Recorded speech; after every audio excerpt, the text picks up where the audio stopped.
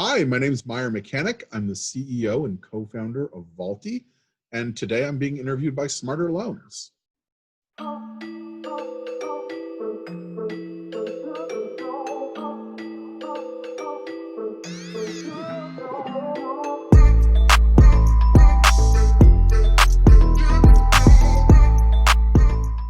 Don't forget to subscribe to the Smarter Loans YouTube channel for more videos that will help you make smarter financial decisions. I'm joined today by Meyer Mechanic. Meyer is the CEO and co-founder at Vaultie. Vaultie is a Toronto-based startup that specializes in verifiable digital signatures. Meyer, welcome to the program. Thanks for having me, Vlad. Let's get right into it. Sure. Verifiable digital signatures. What does that mean exactly? It's a digital signature that can be verified by any party using a transparent process to prove that a specific person and not necessarily a specific account signed a document. We're using facial biometrics, so we're taking pictures of government selfies. We're taking pictures of you and comparing them against each other. We're putting that information along with the document information all into a same signature and attaching that to a blockchain. Anybody you choose to share that document with can verify that you or your other signatory signed that document and nobody else.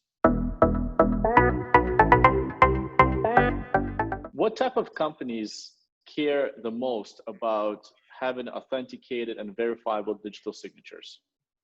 These are the types of signatures you use when you really want to eliminate your risks of fraud, or when you're doing that high risk, highly sensitive material. So we see a lot of lawyers, we see lenders, we see insurers, particularly in a digital world where we may not always know our clients. It's important to sort of have those tethers that we can start proving these things when we need to. It's hard to do that when a digital signature is just linked to an email address.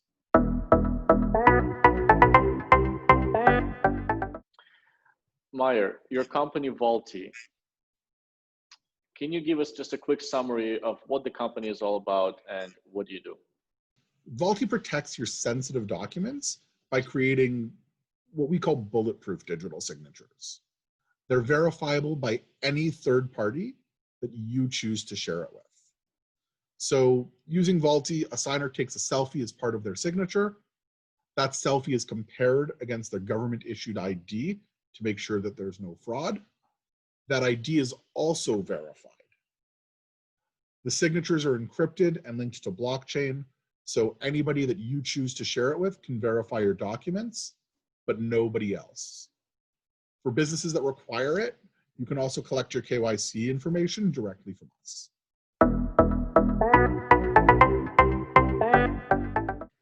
How is Vaultie different from other well-known digital signature companies like HelloSign or DocuSign?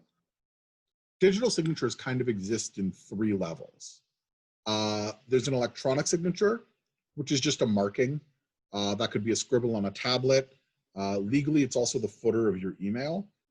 And that sort of is attributable to you, but there's no real proof that we can do that. A digital signature uses cryptography to prove that the document has integrity. So it can say that a document has integrity, but that's linked to an account, not a person. What a verifiable digital signature can do is that allows us to link a person, a physical person, to a document. And that gives us the ability to do some things that most signatures can't do. For example, third-party verifiability means that if I sign a contract with you right now and walk into the bank can tell that you and I had signed this contract. Second is the use of biometrics. The fact that we're signing with a selfie means that we can prove that it's you and nobody else who's signing it. And then there's the use of a blockchain. Most digital signatures run on cloud services.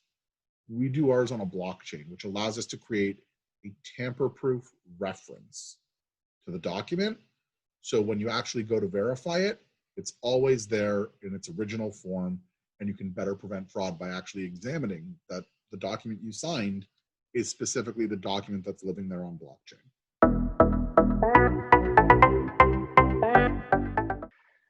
Tell us about a typical customer of Vaultie. Who is a typical Vaultie customer? We see a lot of lawyers when we talk about commissioning, when we talk about notarization. Eventually, we hope to do wills in Canada when that's legal. We see some insurers, we see some lenders. Anyone who sort of needs that extra step of safety. Meyer, how much does Vaultie cost? We sell single-use contracts for those who want to do pay-as-you-go. This allows you to disperse it to your clients if you need to. Those on a one-off basis are $10, but we also have subscriptions that make that a lot cheaper. And that allows you to start signing verifiable documents. And then on the higher end, we also allow people to collect KYC information, which is licensing information that you might need to keep for the government or for your own records. And those plans get a little more expensive.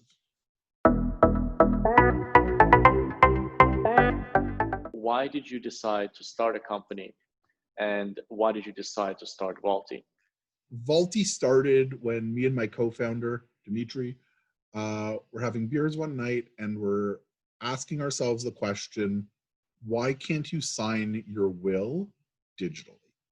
The law said that it had to be in writing, but all these other laws had changed for digital signatures. Why not wills?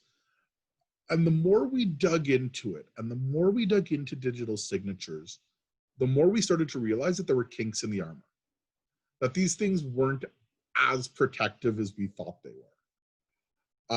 And that if we really wanted something that you could sign your will with, which is, all of your worldly possessions, we need to rethink these from the ground up for compliance.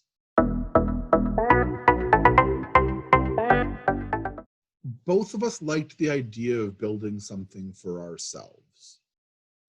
And that's kind of important if you want to be an entrepreneur. It's funny because different things motivate you at different times when you're building a company.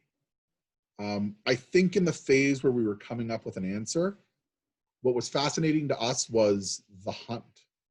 Why didn't this have an answer? What do we need to put into an answer? What can we do? And then once we had that answer, then there was the next jump off, which is we're going to dedicate our full time to it. And that was, is the opportunity big enough? Can we do something with it? Is this a hole that we want to dive down for, potentially the rest of our lives? And all of those answers were interesting.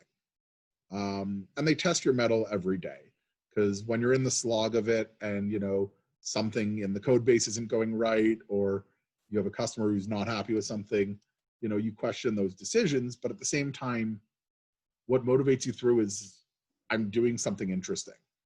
Did you always want to be an entrepreneur, or did this something that you decided to do right before going into Vaultie? I had a very safe route planned. And I went into my MBA knowing that I had a safe route planned for when I was done with it. A third of the way through, something happened that kind of derailed that plan. And that pushed me into a world where I was able to really explore. I was suddenly in open water. And I really got to open my eyes to say, oh, this is what life is like on the open water. And I kind of got the catch for sailing. From there, building your own boat and sailing across the ocean just seems like the next natural step. And it feels great. One of the things that gets underlooked so often when you're starting a company is the fact that none of us can do it alone. The most important thing you're going to get as an entrepreneur is your community. Surround yourself with good people, surround yourself with good mentors, surround yourself with good accelerators.